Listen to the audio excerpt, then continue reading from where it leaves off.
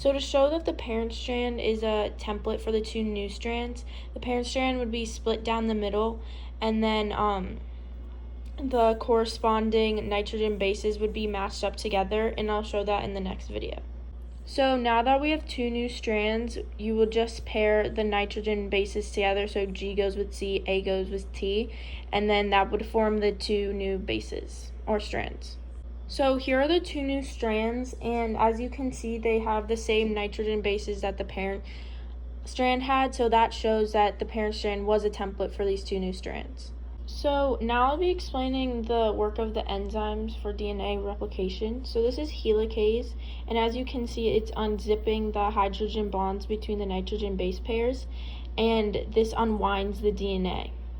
So next we have the RNA primase and the DNA polymerase, and they basically work together. The RNA primase makes primers to tell the DNA polymerase where to start building. So say if they made the primers right here, the DNA polymerase would start building here and add the corresponding nitrogen base, like so.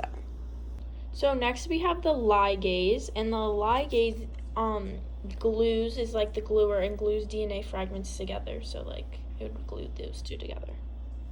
So for the leading and lagging strand, this would be leading because it's the 3 to 5 prime ratio, and the DNA polymerase builds the new strand in the 5 to 3 prime ratio, so it moves along the old template, which is the 3 to 5.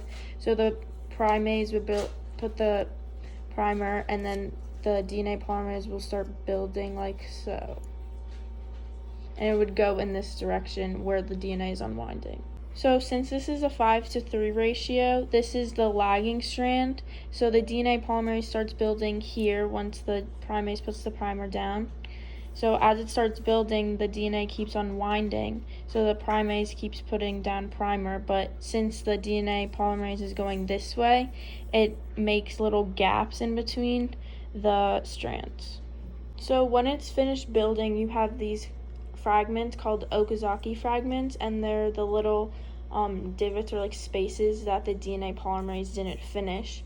So the limase uses the enzyme, glues these spaces together, and then they become all one and no more fragments.